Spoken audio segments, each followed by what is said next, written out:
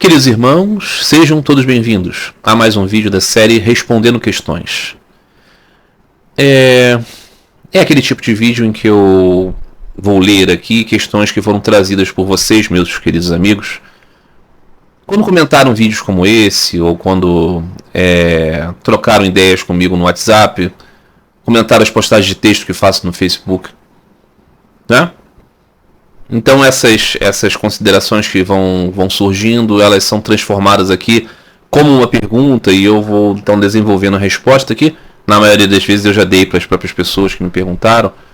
Às vezes até já escrevi textos sobre isso, né, reproduzindo essa pergunta e resposta. Mas o formato de vídeo ele tem uma outra destinação, pessoas que gostam mais do formato do vídeo, né? E fica também como um acervo, né, dessas considerações que muitas vezes determinam, né, os conceitos de Bhakti Yoga, que é o sentido desse meu oferecimento aqui. Aqueles amigos que acharem legal esse tipo de construção aqui de vídeo e quiserem também acrescentar as suas próprias perguntas, podem comentar esse vídeo. Com certeza eu vou ler, tá bom? E aí eu vou trazer num próximo vídeo, muito provavelmente. A não ser que tenha sido uma questão que já tenha sido tratada e tudo mais, mas eu vou sempre responder, definitivamente. Mas às vezes eu já tratei disso em um vídeo, mas quase sempre isso manifesta-se, né, numa possibilidade de fazer uma elaboração aqui para um vídeo. Tá legal, meus amigos? Então vamos logo às questões para a gente não ficar aqui perdendo muito tempo com essa introdução. Primeira questão de hoje é de um amigo que escreveu dizendo o seguinte: o senhor poderia recomendar algum livro para pessoas com temperamentos mais melancólicos que tendem a ficar depressivos quando pensam em questões metafísicas complexas? Exemplo, a vida de algum santo que meditou sobre isso. Sabe aquele sentimento de ter medo de Deus? Algo nesse sentido. Obrigado. Então, seguindo esse caminho aqui de Sri Ramakrishna Paramahansa, o caminho de Bhakti Yoga, o caminho de Narada Muni, qual é o aspecto que é favorável para a nossa vida espiritual? É tudo aquilo que nos faz desenvolver amor e devoção a Deus. Então as questões metafísicas complexas, assim, né, redundante, né? Toda questão metafísica é complexa. Toda questão metafísica ela escapa do 2 mais 2 são 4. Toda questão metafísica está um pouco aquém da nossa experiência. Então é claro que quando a gente escolhe uma via qualquer, para trilhar um caminho espiritual, para ter uma sadhana, né, a gente vai escolher coisas que nos atraíram, e muitas vezes elas nos atraem também, não só pela estética das coisas, não só pelo visual, mas sobretudo pela sua fundamentação teológica. Então para isso a gente tem que conhecer, né, certas exposições, certas elaborações, certas definições teológicas. Então às vezes a gente se torna até assim um tanto quanto apologeta, né, de teses, de dogmas, de conceitos, e a gente sabe expor, sabe defender, a gente sabe argumentar contra outros pontos de vista, né, teológicos, que nós achamos mais fracos que aqueles que a gente escolheu. Mas essas questões, elas têm seu lugar, mas é para a gente ir até a página 3 com elas. Porque senão, esse amigo disse, né, pessoas de tendência mais melancólica que podem ficar deprimidas porque podem surgir coisas como um certo temor de Deus ou coisas assim. Outro dia eu falava, né, o ancião Tadeu de Vitovinica dizia: o temor de Deus não é o medo, né, o medo que nós temos das coisas do mundo, mas é um profundo, um supremo senso de extasiamento diante de Deus, de tão grandioso que você pode ficar assim, com essa sensação de ser pequeno, né? Mas o caminho do amor, o caminho da devoção vai transformar isso em confiança filial. E uma das muitas bhavas assim, que você pode ter, né? Você pode se sentir como amigo de Deus, você pode se sentir como aquele que cuida de Deus. Deus é meu, eu cuido dele como meu filhinho, né? Deus é o meu amado, né? Deus é meu amigo, Deus é meu Senhor. Né? Essas relações todas de profunda devoção que nós apenas arranhamos na nossa busca por desenvolver amor por Deus, nós não temos isso ainda, né? Mas elas estabelecem o quê? Estabelecem um senso de proximidade. Essa proximidade ela não vai se dar com especulação filosófica. Ela vai se dar com um desenvolvimento de anseio profundo, um profundo senso de que o que falta para a nossa vida é conhecer Deus, e conhecer Deus é vê-lo. Então você viu Deus? Deus falou com você de um modo inequívoco.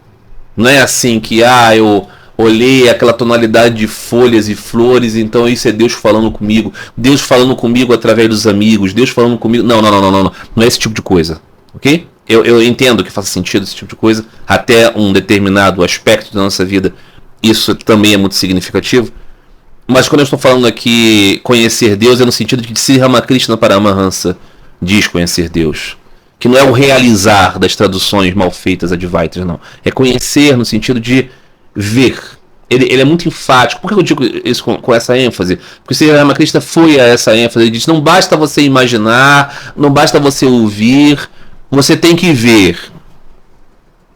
E aí ele falar com você de modo tão mais real do que é real as comunicações que você tem nesse mundo. Esse desenvolvimento do anseio, ele não tem a ver com especulação filosófica.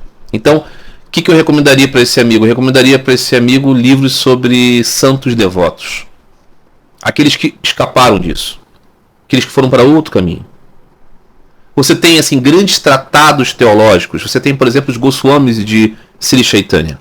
Sri Chaitanya nos instou a explicar o Vedanta assim, Beda Beda, né? É inconcebível igualdade e diferença entre as almas e Deus. É um trabalho filosófico poderosíssimo, muito vasto, os trabalhos dos Goswamis de Sri Chaitanya, né? Mas o que acontece? Não é que seja ruim ler essas coisas que explicam, né, que falam, né, os grandes tratados dos acharyas, né, que deram os seus né, baixas, as suas exposições de entendimento sobre Bhagavad Gita, sobre Brahma Sutra, sobre os Upanishads, né? Sri Ramanuja Acharya, né? Madhvacharya, Nirbaka, Vallabha, Chaitanya. Nada disso negativo, evidentemente que não. Mas quando a gente quer saber de amor e devoção a Deus, a gente vai para o Narada Bhakti Sutras. E aí está dito lá. Não é sobre essas coisas. É sobre você desenvolver cada vez mais anseio por Deus. E aí Sri Ramakrishna é mais claro. Que anseio é esse? É aquele que combina os 3 mais poderosos anseios possíveis aqui. O da mãezinha pelo filho recém-nascido. Neném acabou de nascer, ela só quer o filho. É o que ela quer. Naquele momento é apenas isso que ela quer. O filho no colo. O filho no peito. Né? Do avarento pelas coisas do mundo. Pelas riquezas. O avarento. Esse é o seu amor, essa é a sua menina dos olhos. E da mulher casta pelo marido. Isso aqui é da mulher que ama profundamente seu amado, seu esposo. E aqui é o arquétipo da esposa indiana que se lança uma pira para morrer com o marido que está sendo cremado. Ok? É esse tipo de coisa que Sri Ramakrishna está falando.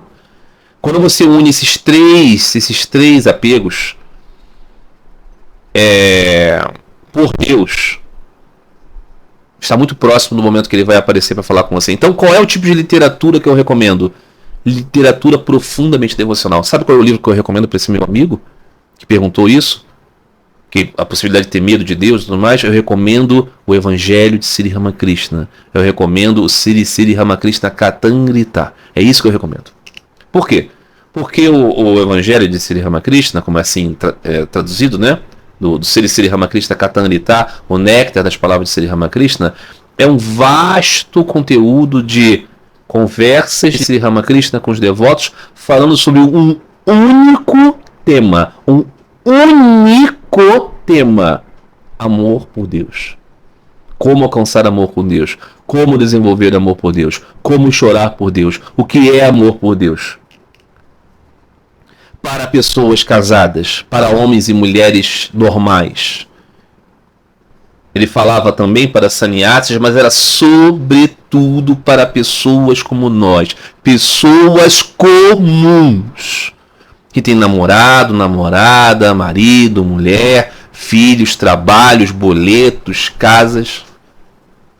Para essas pessoas, Sri Ramakrishna está a falar e a falar e a falar e a falar como se alcança o objetivo supremo da existência humana, desenvolver amor por Deus. Então eu recomendo profundamente. E no mercado nós temos, né? A editora Vedanta lançou recentemente novas traduções e edições do Evangelho de Sri Ramakrishna. Eu recomendo ter.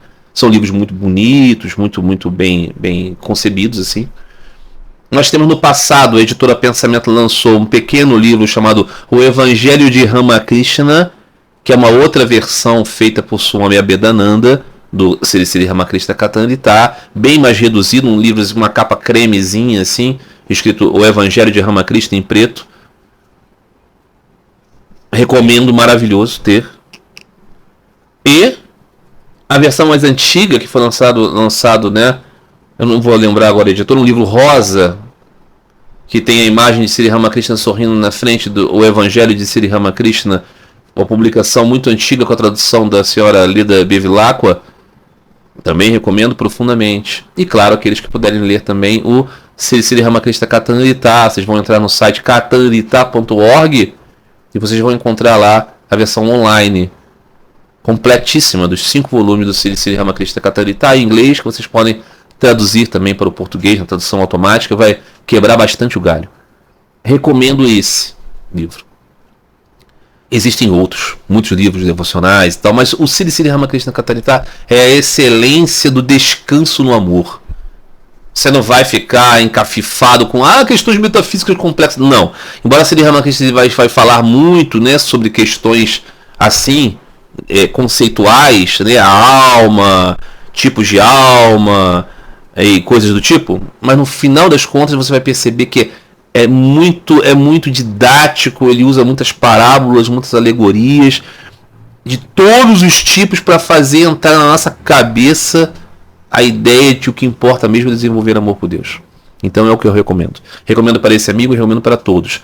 Escapem das questões metafísicas complexas, não no sentido de que elas não devem ser estudadas. Você deve estudar, mas você deve perceber aonde está te levando. Aquele que fica deprimido porque... Não, então esquece tudo isso e sente aos pés de Lótus de Thakur e ouça as suas palavras sobre amor por Deus. Ok? Muito bem. Segunda questão de hoje. Um amigo escreveu: Marcelo, eu fico meio confuso quando você diz que o próprio Ramakrishna chama por alguém, abençoa alguém e etc. Ele, Ramakrishna, não está morto? Sua alma, de acordo com a perspectiva que apresenta, já não deixou de se identificar mais com nomes e personalidades como Ramakrishna ou qualquer outra pessoa? Bom, Sri Ramakrishna Paramahansa nasceu em 1836 e faleceu no ano de 1886. Ele teve um câncer na garganta e essa é a causa da sua morte. Faleceu com 50 anos de idade. O seu corpo, que um dia surgiu como o pequeno Gadadhar, desapareceu como o glorioso Ramakrishna, aquele santo louco de Dakshinawar. Então esse é o personagem histórico. Nasceu e morreu, definitivamente. Mas para os devotos de Sri Ramakrishna, ele é eternamente vivo. Ele está vivo. Sobretudo para aqueles que veem Sri Ramakrishna como um divino avatara, uma descida de Deus. Existem aqueles que não vão saber definir muito bem quem é Ramakrishna, mas vão com certeza vê-lo como um grande sábio e santo, e que suas palavras têm um poder de eterna vida. Sempre que você ouve Sri Ramakrishna, seus ditos, ele está vivíssimo no coração dos seus admiradores. Esse amigo faz uma confusão aqui com a perspectiva do Advaita Vedanta com a perspectiva de Bhakti Vedanta.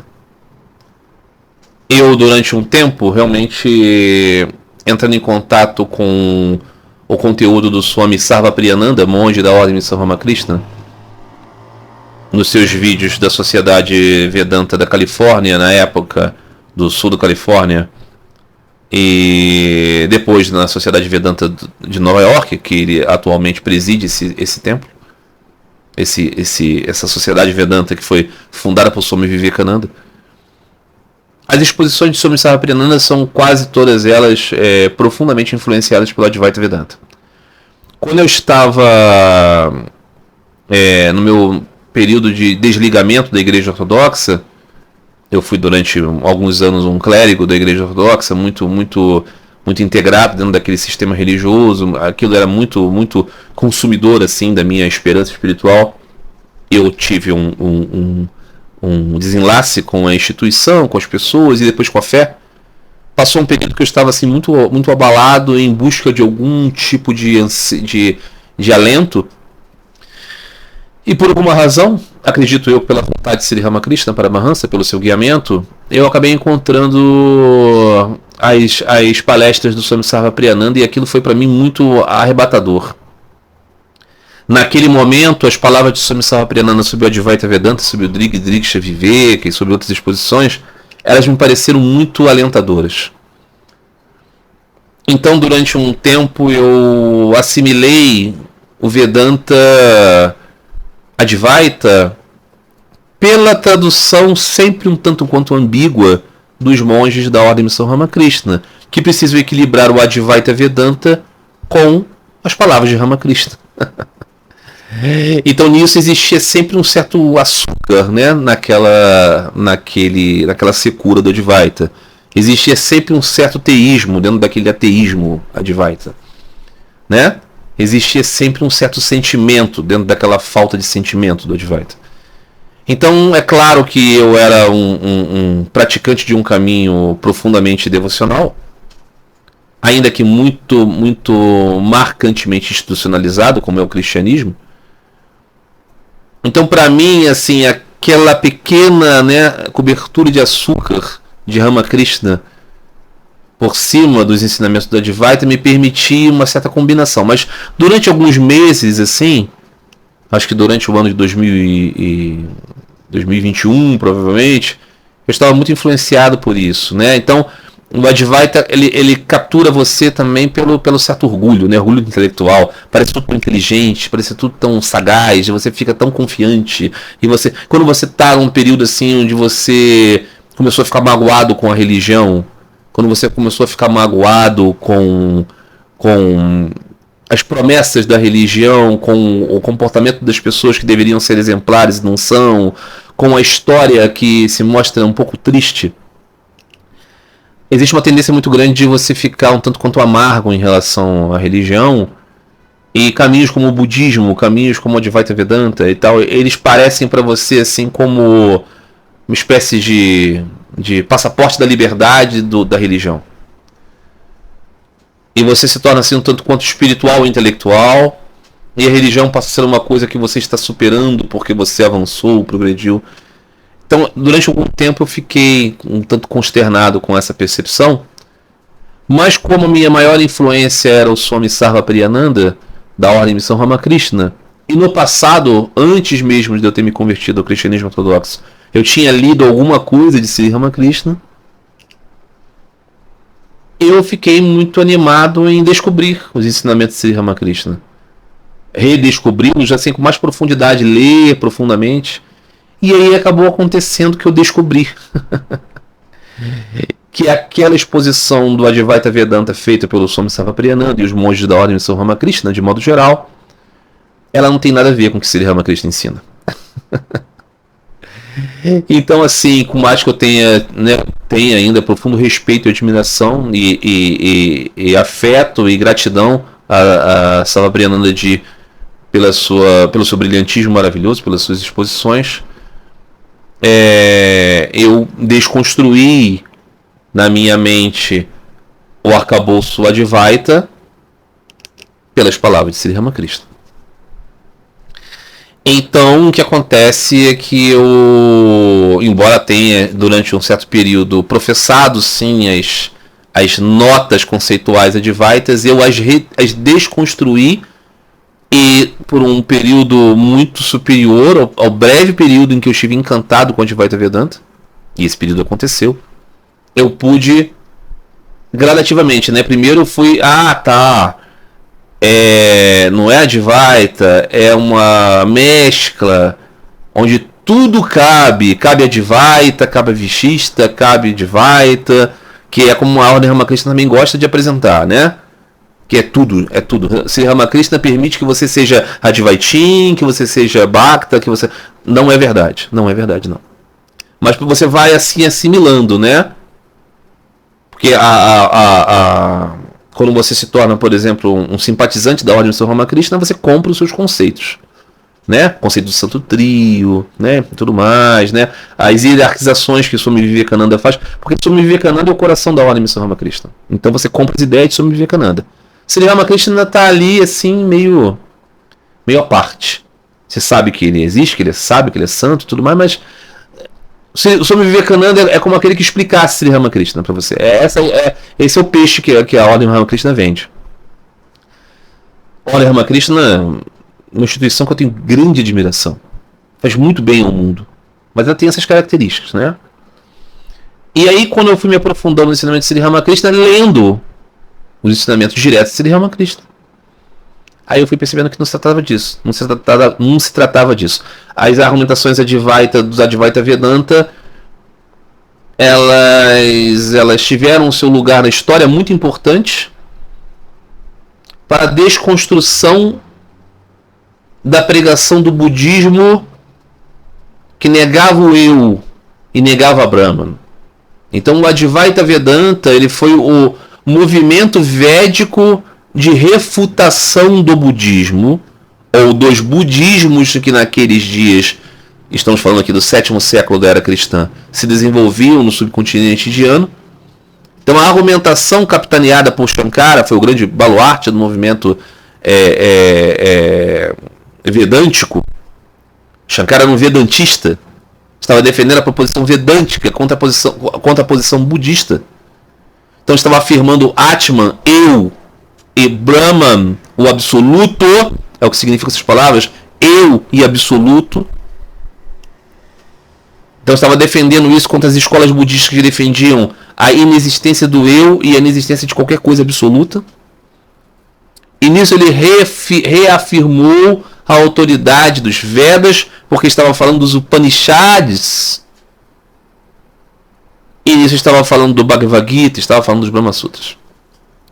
Então Shankara e o Advaita Vedanta foram muito importantes para restaurar o conceito védico. Mas o Advaita Vedanta ele foi forjado dentro das argumentações budistas. Então ele estava respondendo ao budismo, então muito da lógica budista ele assimilou, então ele diluiu os conceitos do absoluto e os conceitos do eu, e ele criou então as proposições idealistas do monismo absoluto. Então é claro que Shankara estabeleceu muitos templos, Shankara realizou muitos hinos, Shankara convidou as pessoas a terem adoração ao deus Saguna Brahman, né, a Ishvara de várias formas, como Shiva, como Durga, como Vishnu, né, como Ganesha, como, enfim,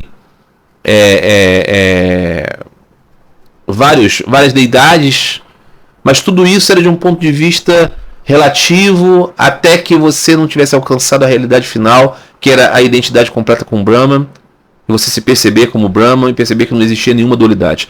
Então o Advaita ele concebe uma explicação que foi útil num determinado momento histórico, mas que depois ela foi desconstruída por outros grandes professores de Vedanta, professores tão qualificados, tão capazes, tão eruditos quanto era Shankara, que demonstraram as forçadas de barra de Shankara e dos propositores do Advaita Vedanta e estabeleceram outras escolas vedânticas, como as escolas de Ramanuja, ou melhor dizendo, aquela que Ramanuja se tornou grande e proeminente, as escolas de Madhvacharya, as escolas de Nirbhaka antes, as escolas de Vallabha, e depois a proposição de Sri Chaitanya Mahaprabhu e os seus Goswamis. Então, quando a gente fala de Vedanta, muitas vezes as pessoas vão entender Vedanta como o Advaita Vedanta. Por quê? Porque no Ocidente materialista e ateu, a doutrina vedântica que mais chamou a atenção das pessoas foi aquela que diluía o conceito de Deus. Então é a ideia que as pessoas têm que Vedanta é Advaita, mas não é isso. Sri Ramakrishna também chamava de Vedanta ou Advaita, né? Mas ele fazia uma diferenciação. Tem um ponto de vista purânico e tem um ponto de vista dos adeptos do conhecimento, como ele também chamava, né? Os advaitins, os não dualistas e tudo mais. Mas Sri Ramakrishna dizia, é uma doutrina muito estranha, muito esquisita, não é o meu caminho, não é o caminho de vocês, quando ele falava com as pessoas do Brahma Samaj. Vocês são devotos, são bhaktas, né? Então o caminho de Sri Ramakrishna é um caminho de Bhakti Yoga. Mas a ordem de Sri Ramakrishna vende uma outra coisa. Propõe uma outra coisa. Propõe uma mescla, que foi a criação de Swami Vivekananda, né? Então esse amigo talvez ele pense o que eu estou falando aqui, aí assim, porque provavelmente ele talvez veja pontualmente alguma coisa que eu tenha escrito, talvez não leia tudo que eu escrevi, talvez não veja todos os vídeos, né? Tem que ser bastante negligente mesmo com o que eu estou falando aqui já há muito tempo para ele ter essa percepção, né? Então essa percepção dele poderia caber para o Advaita, mas não é Advaita que eu estou tratando aqui. Então assim, vamos ver aqui o que ele diz exatamente para eu poder responder ponto por ponto. Como que Ramakrishna abençoa alguém, ele está morto? Não. Para quem é devoto de Sri Ramakrishna, ele é um avatar. O que é o avatar? O avatar é uma manifestação de Deus no mundo. No mundo transitório, ele toma um personagem para ele para atuar no mundo a fim de restaurar o melhor entendimento. Então, surge e desaparece numa forma, assim como foi Rama, assim como foi Krishna, assim como Ramakrishna, ou o Senhor Jesus. Se você quiser pegar a carta de São Paulo aos Filipenses, você vai ver que São Paulo está falando, aquele que sendo como Deus tomou a forma de servo, aceitou todas as limitações de servo para poder realizar o trabalho de apresentar o quê? O amor puro por Deus como filho. Então, desaparece o corpo, porque a missão já foi feita. Sri Krishna tomou uma flechada no calcanhar e morreu. Morreu Krishna? Né? A manifestação do filho de Nanda, né? Do filho de Devaki, né? Esse sim. Esse desaparece. Mas não o Supremo Senhor que através dele nos apresentou a verdade. Então, a alma de acordo com a perspectiva que apresenta. Não é de acordo com a perspectiva que apresenta. Não deixa de se identificar com nomes e personalidades como Ramakrishna. Não é assim.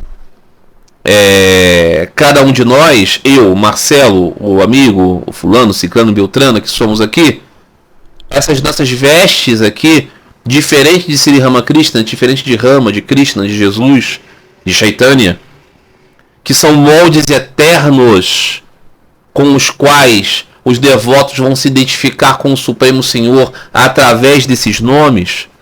Foi isso que o Senhor Jesus veio dar, né? Veio dar um nome para os devotos se apegarem a Deus.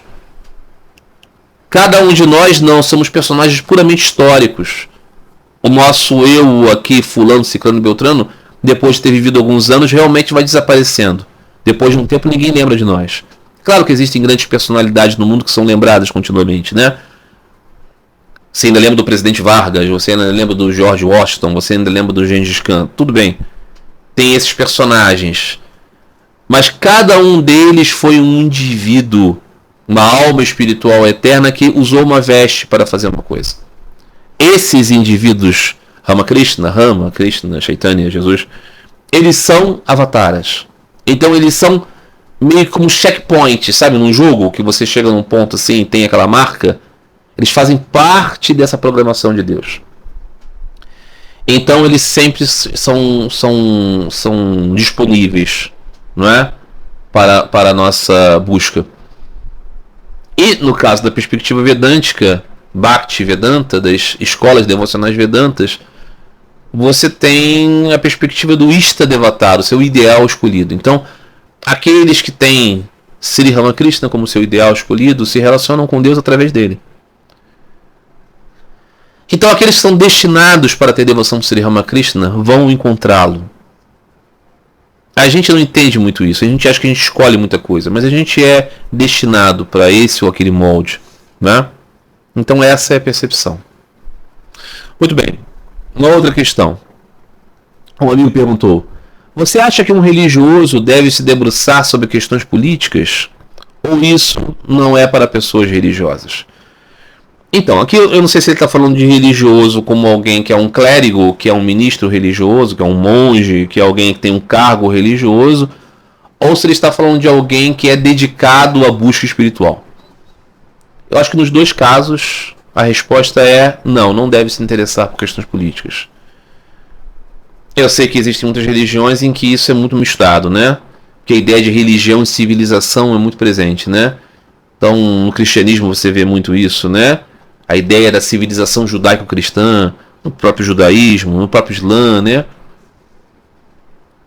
Ou no caso mesmo das escolas hindus, que você vai ter as pessoas falando sobre um ideal védico de sociedade, essas coisas. Mas no caso do caminho de Bhakti, que é o que eu estou tratando aqui, é mais ou menos como se eu perguntasse, alguém chegasse para mim e falasse assim: olha, eu tenho interesse de me tornar dominante do idioma, sei lá, do idioma russo. O que você me recomenda?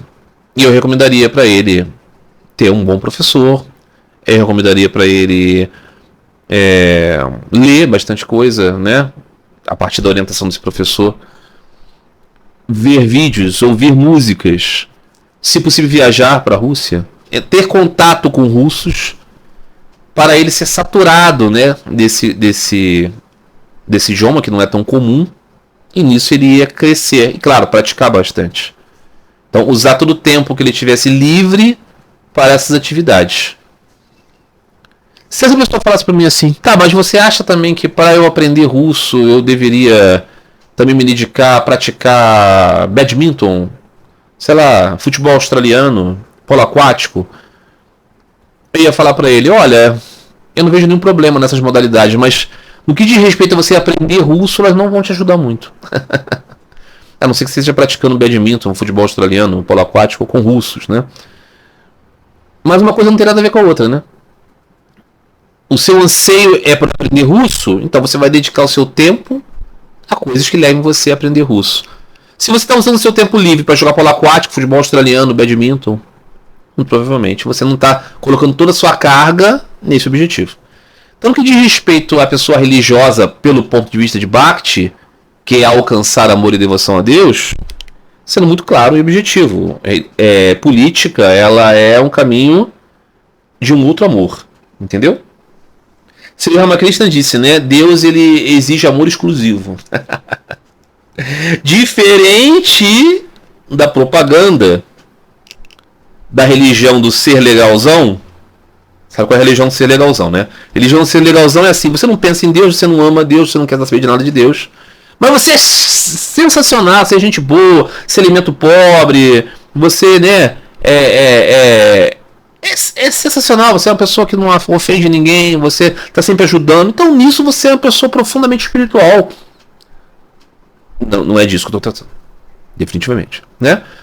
Estou tratando do caminho de você ter um relacionamento profundo com Deus.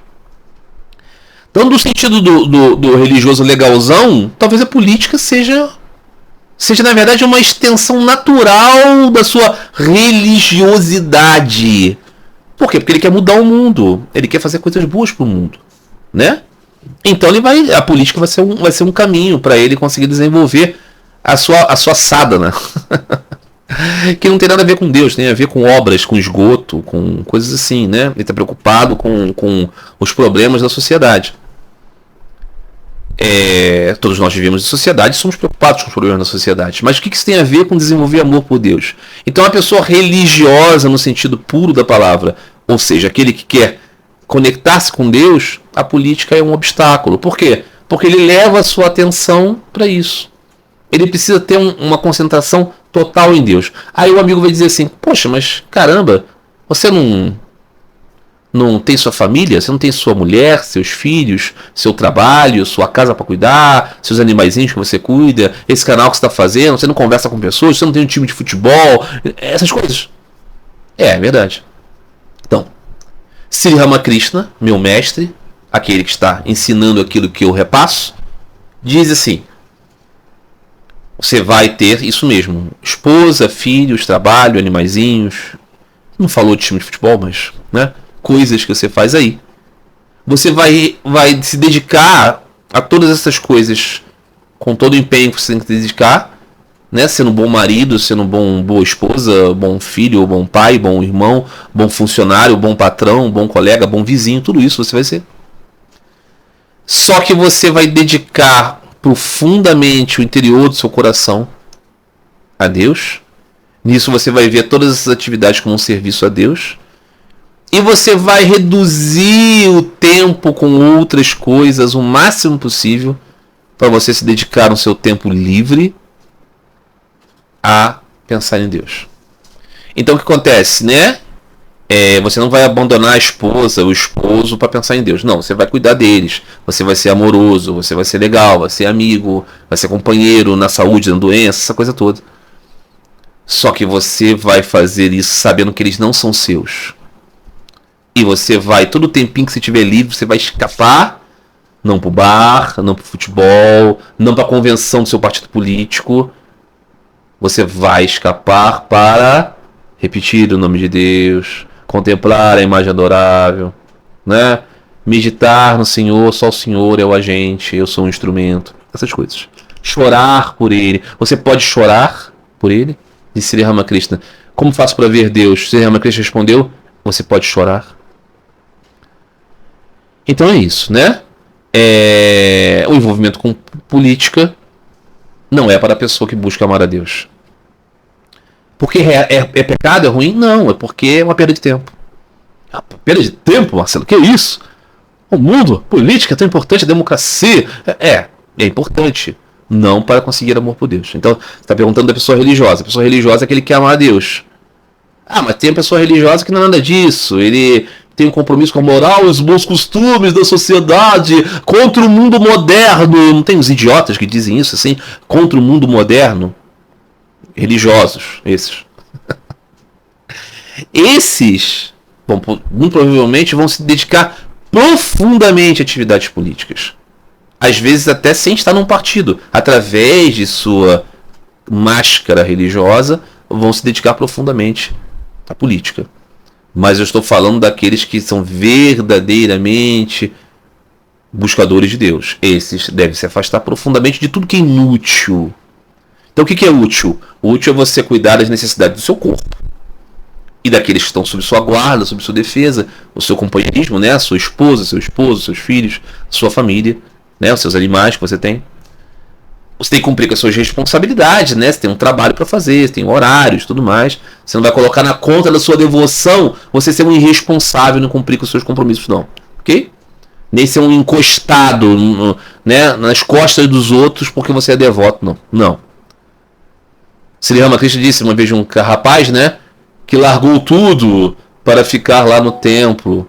E aí Sri Ramakrishna disse para ele assim, Sri Ramakrishna descobriu que ele tinha mulher, que ele tinha filhos, que ele tinha deixado tudo para os pais cuidar. Ele falou assim: sai daqui! Você não tem vergonha? Vai lá cuidar das suas responsabilidades. Né? Então assim, responsabilidades. Agora hobby, e política é hobby, tá bom? Ideologia política, melhorar o mundo, é hobby. É porque você é ocioso. É por isso. Não é? Mas Swami Vivekananda não pensava assim. Tudo bem. Né? Esse Vivekananda era puro, livre de luxúria e ganância. Mas ele só tinha um cala de entendimento, como disse Sri Ramakrishna. Quem disse? Sri Ramakrishna. Né? O mundo é tão pequeno, perguntava Sri Ramakrishna para o jovem Naren. Né?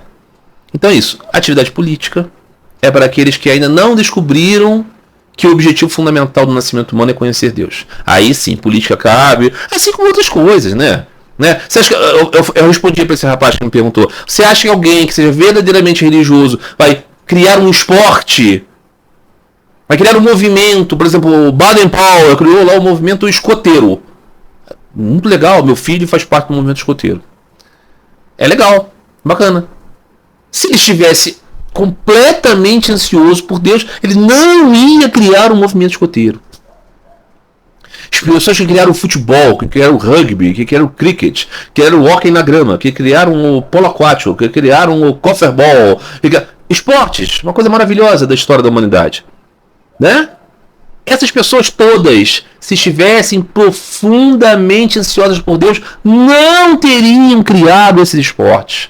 Ah, então o esporte é ruim, Marcelo? É isso que você quer dizer? Você não praticou o esporte, você não criou um time de rugby, não é verdade? É verdade, eu criei um time de rugby, eu estive envolvido com rugby, eu só pensava em rugby quando eu não pensava em Deus, ora bolas. Eu nunca fui ateu. Mas Deus era um assunto assim, tem aqui, ó, tem Fluminense, tem, sei lá, desejo sexual, tem, sei lá, souvenirs qualquer, brinquedos, viagens, sonhos profissionais, rugby, criaram uma liga de rugby, tava lá, e Deus, tem Deus, ó, tem Deus, né? Assim, a nossa mente é assim. A esmagadora maioria de nós não é ateísta no sentido dos idiotas, assim, que são fanáticos, são religiosos da negação de Deus. A grande maioria de nós não é assim. A grande maioria de nós não é desse tipo. Né? Tem um fervor na negação de Deus. A gente acredita, mas a gente acredita junto com outras coisas. E aí a gente se engaja em política, a gente se engaja em esportes, a gente se engaja em artes. Aí você vai dizer assim, poxa, mas que mundo triste seria esse se todo mundo fosse religioso? Mas nunca vai acontecer de todo mundo ser religioso. Só um pequeno grupo de malucos são religiosos. Esses se dedicam a pensar em Deus. Se nós tivermos algum sucesso nessa vida, vamos crescer em maluquice. Vamos nos tornar mais malucos. E vamos nos tornar mais focados apenas em Deus. Sabe aquela coisa da chapa-mala? Quantas vezes eu devo repetir o nome de Deus? Quantas você desejar.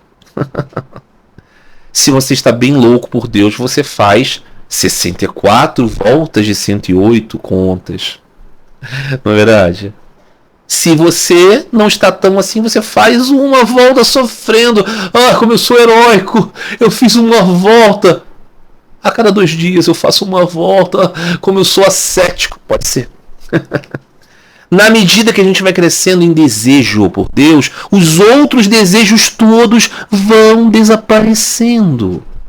Então aquele que quer ser verdadeiramente religioso, no sentido de se ligar a Deus, não vai se envolver com nenhum hobby, como é política. Muito bem. Dá tempo ainda para outras questões? Acho que sim. Vamos ver.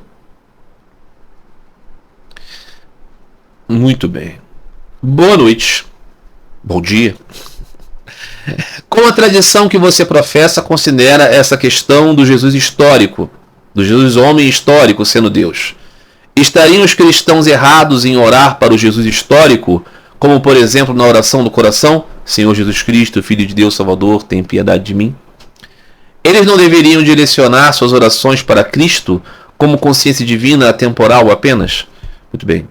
Segundo a tradição que eu considero, ou a tradição que você professa, segundo a tradição que eu professo, isso significa dizer Bhakti Yoga segundo a lente de Sri Ramakrishna, Bhakti Yoga segundo Narada Muni, Jesus é Avatara. Posso vê-lo assim, como um Avatara. Jesus como guru divino. Quem é guru, segundo Sri Ramakrishna? Apenas Satschitananda é guru. É apenas Deus que é guru. E Deus, quando vem a esse mundo como avatara, vem na figura do vice-rei, que impõe a sua lei nas suas províncias. É apenas esses que ensinam. É apenas Rama, é apenas Krishna, é apenas Ramakrishna, é apenas Jesus, é apenas Chaitanya. Desse gabarito que nós podemos dizer guru. E claro, as suas muitas expansões, né? Quando o Srimad Bhagavatam fala de Avatara, ele descreve, por exemplo, Narada Muni. Narada Muni, o grande devoto do Senhor Vishnu. Ninguém considera Narada Muni Avatara como Rama e Krishna. Ou seja, eles são manifestações divinas, Narada, com a capacidade de ensinar, ainda que você não tenha na figura de Bhagavan. Ok? Então qual é o ponto aqui? Segundo a tradição que eu professo, definitivamente, o homem histórico, Jesus, filho de José e Maria, ele é Mais do que isso, como disse o próprio São Paulo na carta aos Filipenses, tomou uma forma de servo. A forma de servo é a forma que nasce, cresce e morre. Mas ele é mais do que isso. Então os cristãos, quando estão falando na oração do coração, dizem: Senhor Jesus Cristo, Filho de Deus, Salvador. Ele está dizendo aqui, não deveriam direcionar suas orações para o Cristo? Eles estão direcionando sua oração para o Cristo. Mas para Jesus o Cristo, o Filho de Deus. Porque foi assim que ele se apresentou, como Filho de Deus. E Salvador é apenas esses que salvam. Por quê? Porque eu, estando colocado num lago de areia movediça, afundando até o pescoço, veja você que engraçado, não consigo me puxar desse lago de areia movediça, me puxando pelos próprios cabelos. Por qual razão? Porque eu estou afundando. Aquele que afunda não se salva. É apenas aquele que está longe disso, que pode de fora te salvar. Aquele que não está atado, aquele que não é condicionado. Então, o Senhor Jesus é Salvador. Mas quem é Salvador? A figura etérea. Não aquele que personificado esteve como Jesus Cristo. Então, o Avatara é esse, como disse Sri Ramakrishna, um tronco imenso que carrega elefantes pelo rio. Enquanto um gravetinho como eu e você, se um vento vier, um passarinho pousar em cima, a gente afunda. Então, a oração do coração, Senhor Jesus Cristo, Filho de Deus, Salvador, tem piedade de mim, um pecador, ela está caracterizando tudo dentro do seu lugar. Não é? O que é o Cristo? O Cristo é o Messias. O que é o Messias? É o ungido, aquele que é dotado de Deus do poder de realizar coisas. Os judeus não aceitam Jesus como o Messias histórico, aquele que vai conduzir o povo de Israel a uma vitória política, a uma nova era e tudo mais. Mas do ponto de vista do poder investido, né? Daquele que tem um poder para realizar coisas pela graça de Deus, nada mais óbvio do que Jesus é totalmente ungido, totalmente Cristo, né? A gente sabe, né? Na caracterização judaica, o próprio Ciro, né? Imperador persa, era Cristo, era um ungido. Nesse sentido, né? Que é dotado por Deus desse poder, né? Então é isso. Dentro da tradição que eu professo, Bhakti Yoga, a figura do Avatar é muito clara, né? Deste grande, luminoso, santo, desta manifestação de Deus, do poder divino, né? Então, ter esse nome, ter essa forma adorável, ter esses passatempos transcendentais, ter esses ensinamentos. Quando você pensa, por exemplo, no Cristo, você pensa na sua história divina. Pensar na história do Cristo, Cristo na manjedoura, Cristo instruindo os sábios, Cristo ensinando aos devotos, Cristo chamando seus devotos, Cristo realizando milagres, Cristo na sua paixão, Cristo na cruz, Cristo na ressurreição. Todos esses pensamentos sobre os passatempos transcendentais do Senhor Jesus nos elevam. Por que são passatempos transcendentais? Porque ele, livre de todo condicionamento, realizou tudo pela sua vontade, inclusive os momentos de maior dor aparente para nós, porque era a sua missão. Então, para ele, nunca teve uma questão em disputa, era tudo realizado conforme um plano sagrado. Para nós, tudo era incompreensível. Então, quando meditamos nisso, nos elevamos profundamente, não é? Outra questão, vamos ver se tem tempo aqui para a gente tratar de questões. Algumas são mais complicadinhas.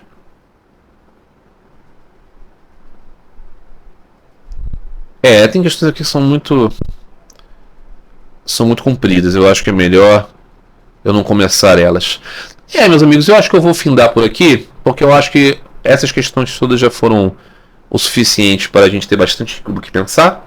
Tem um número bem grande aqui de tópicos para serem considerados em vídeos posteriores. Ainda assim, eu incentivo os amigos que quiserem participar, comentarem esse vídeo aqui e trazerem também suas questões. Eu também fiz esse convite aos amigos que fazem parte do meu pequeno grupo lá de Bhakti Yoga no WhatsApp, para eles se motivarem a trazerem mais questões, embora as questões surjam nas conversas, né?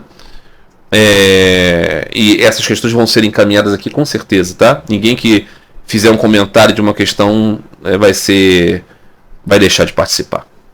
Tá certo, meus amigos? Então é isso. Eu espero que vocês tenham gostado.